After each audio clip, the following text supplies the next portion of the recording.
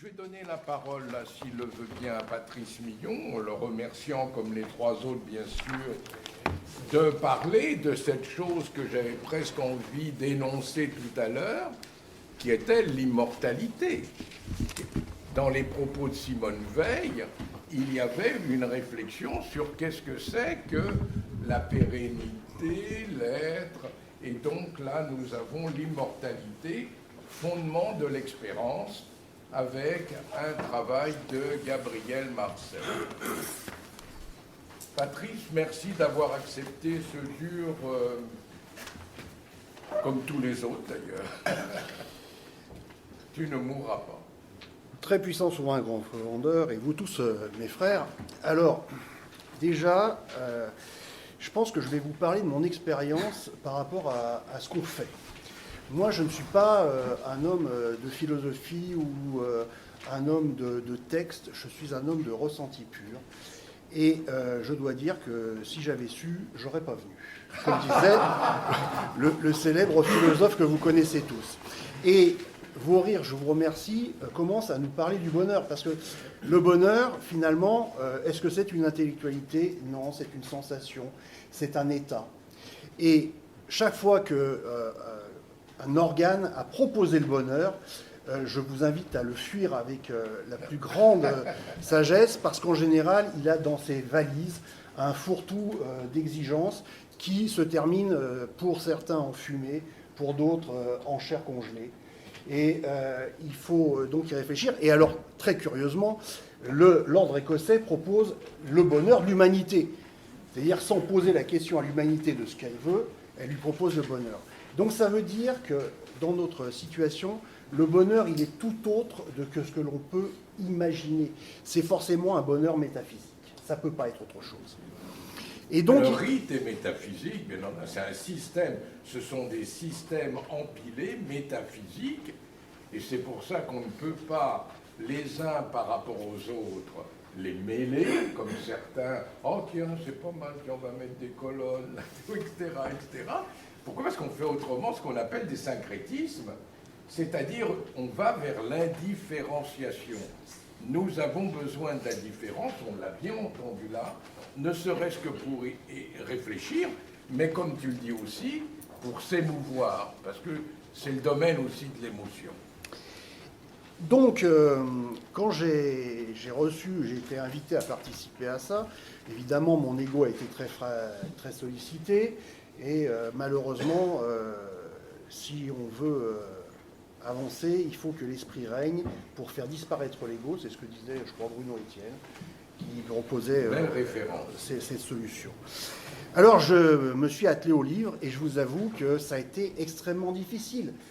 Comme l'a dit très bien tout à l'heure Sacha, lire Lévinas, c'est pas à la portée de tout le monde, et à la fois, à la fin de Altérité et Transcendance que vous avez là, et que je vous invite quand même à lire, puisque moi j'ai fait l'effort, donc vous devriez en être capable.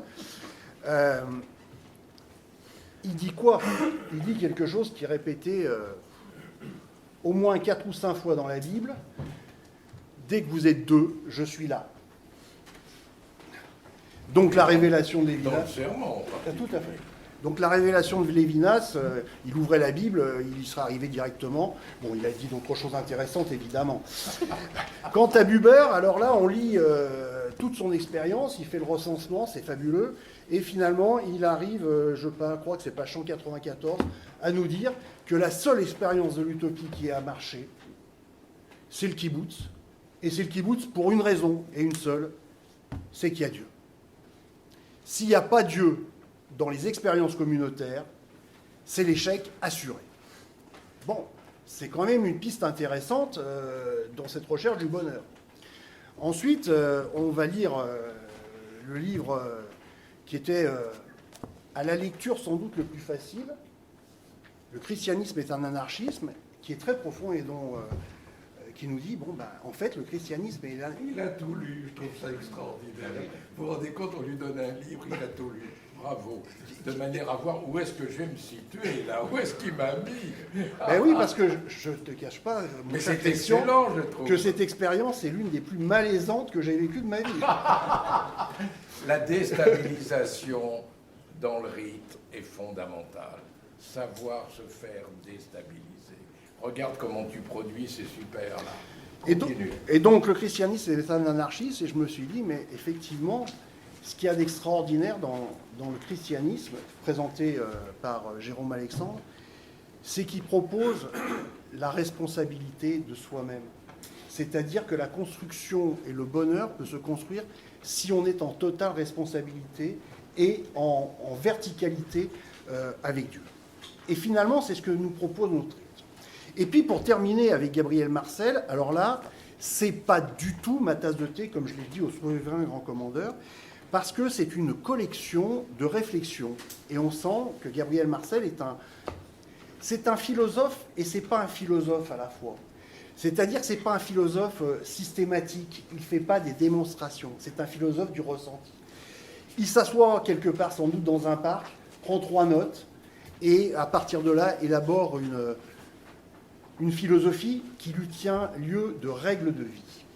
Et son ouvrage, qui n'est en fait pas écrit par lui, mais qui est une compilation faite par sa fille et par Xavier Tilliette, qui est un jésuite, car il s'est, à la fin de sa vie, beaucoup rapproché du christianisme et du catholicisme. Notamment, il a eu des échanges avec Pierre Maritain, etc. Ils ont agencé ça d'une certaine façon. Donc j'ai lu le livre, et comme ce sont des petites réflexions, j'avais du mal à faire le lien avec nos lycées écossais.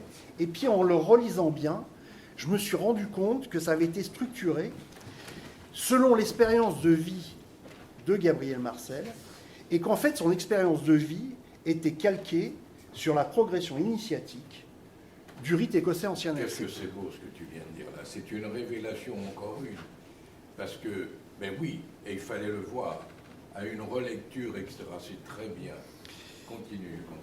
En fait, Gabriel Marcel, la maçonnerie, je pense que ça ne l'a jamais intéressé, qu'il s'y est jamais posé même une question. Il a sans doute croisé des francs-maçons dans sa vie, puisqu'il a vécu au début du XXe siècle. Mais pour autant, ça ne l'a pas du tout intéressé. Donc, il n'est pas imprégné par notre rite, il n'est pas imprégné par nos rites ou notre méthode. Mais pourtant, il va être remarquablement dans l'inscription d'un mode de vie qui est similaire au nôtre. La première chose, c'est qu'il fait une analyse du secret. Il pense qu'il est absolument nécessaire d'aller du secret au mystère, et que le secret est le préalable essentiel pour aller au mystère. Alors, il ne confond pas secret et mystère. Pour lui, le secret, c'est une rentrée en intimité qui le met quelque part à l'abri du bruit extérieur. Et c'est très important parce que le silence, la mise en condition, pour lui est essentielle. Et c'est parce qu'il se met dans cette position qu'il peut accéder au mystère. D'ailleurs, il dit « Le secret rejoint le mystère et se confond avec lui, ce mystère de moi-même que seule une science sans cervelle ou une philosophie sans cœur s'obstine à nier. » C'est-à-dire... Revenons au secret, c'est important.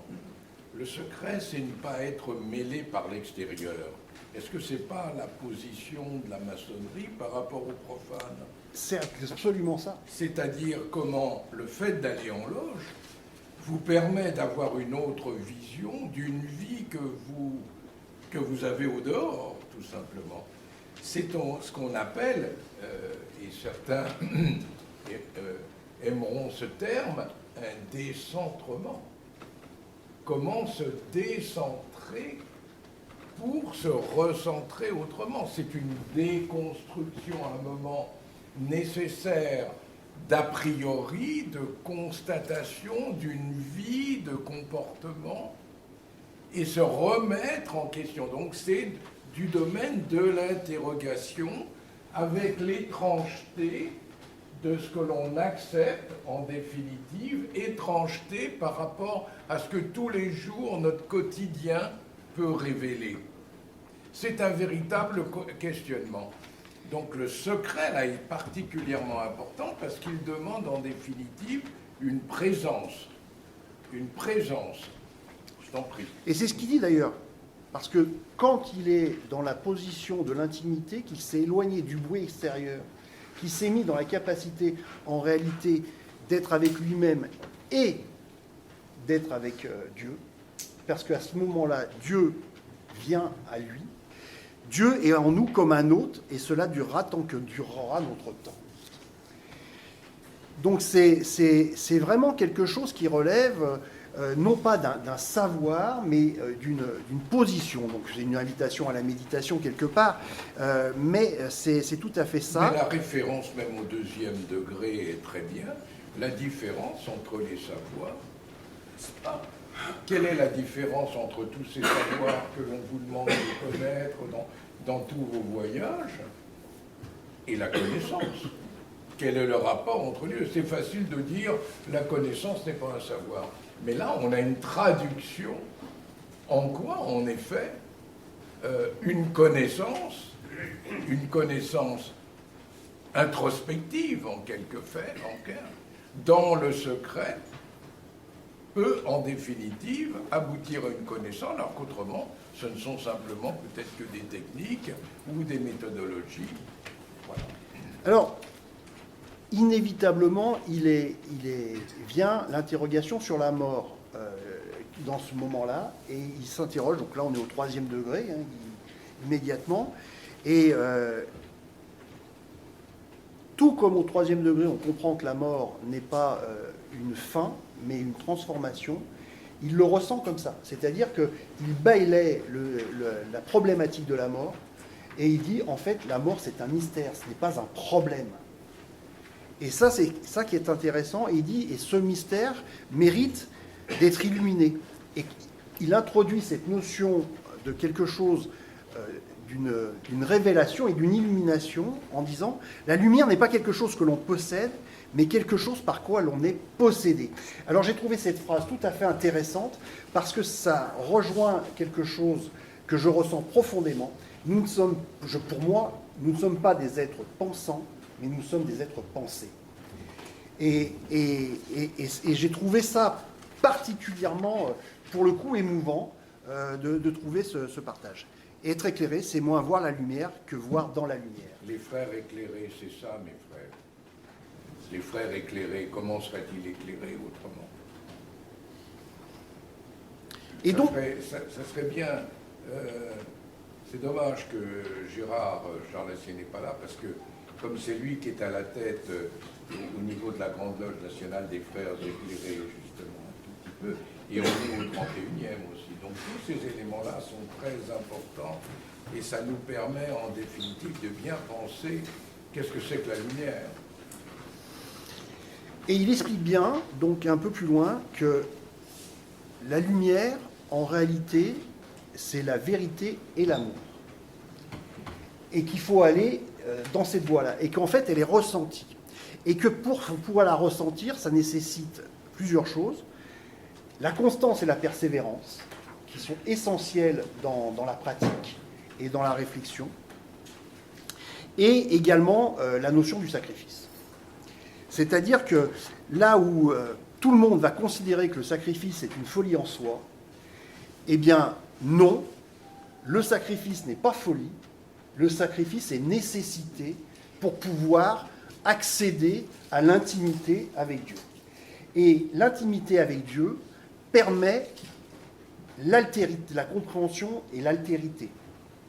C'est parce qu'on est dans cette notion d'intimité avec Dieu, et on ne peut l'avoir, cette intimité, que dans la vision de l'autre.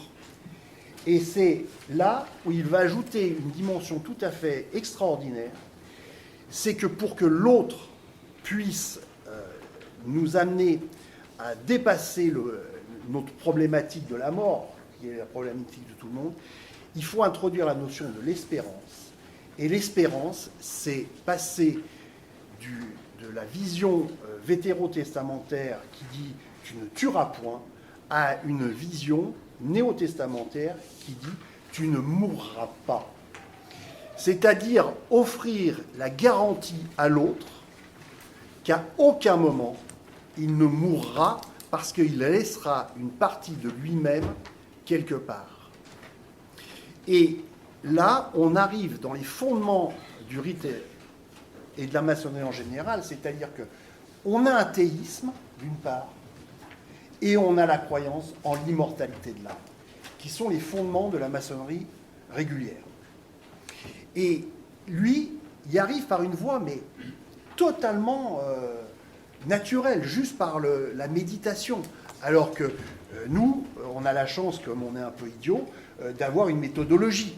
Et donc, si on se conforme à cette méthodologie, et si on respecte et qu'on ne dénature pas nos rituels, qu'on essaye de se pénétrer de ceux-ci, eh bien, on a, entre guillemets, la garantie absolue qu'on va pouvoir dépasser ça, donc se transcender, aller au-delà de nos limites. Et c'est ça qui est tout à fait passionnant avec Gabriel Marcel. Et c'est bien cela, et il l'exprime extrêmement bien en disant que ça passe par la fameuse intersubjectivité qu'exprimait Lévinas, et que l'existence d'autrui ne peut pas m'être donnée comme un fait, mais seulement comme une présence. Et c'est ça qui est important, parce que c'est une intuition qui est fondamentale et qui est de nature vraiment à éclairer notre expérience fraternelle. Donc nos tenues ne sont pas des simples moments de méditation ou de rencontre. Ce n'est pas une socialité bienveillante, mais c'est quelque chose de beaucoup plus fort qui permet de faire émerger quelque chose au-delà du bruit. Évidemment, on ne peut pas, et il n'en fait pas l'économie, il ne fait pas l'économie du mal. À aucun moment, il conçoit que le mal n'existe pas. Le mal est dans le monde, mais le mal est épreuve. Et le mal est épreuve, et c'est l'épreuve par quoi nous sommes mis en demeure de dépasser notre condition ordinaire. Si le mal n'existe pas, nous ne pouvons pas nous transcender. Et il donne une explication simple, que je trouve efficiente, en fait, à la notion du mal, qui, pour l'homme ordinaire, est totalement insupportable. Et il lui permet le dépassement. Et donc, ça nous permet de dépasser la mort biologique, bien évidemment, et d'aller vers l'immortalité. Et l'immortalité n'est pas la prolongation indéfinie, comme le voudraient les transhumanistes, de la durée, mais la participation à l'éternel. Et c'est très intéressant, parce que... C'est la conception du rite écossais. Exactement. Et c'est-à-dire que nous allons, par-delà le temps, par-delà l'espace, nous retrouver au centre du cercle pour pouvoir être en communication et devenir immortels en totalité. Voilà, en résumé, ce que nous a dit Gabriel Marcel. Et je vous laisserai, parce qu'il y a des références, notamment à l'ensemble des degrés, et donc chacun pourra y trouver son compte.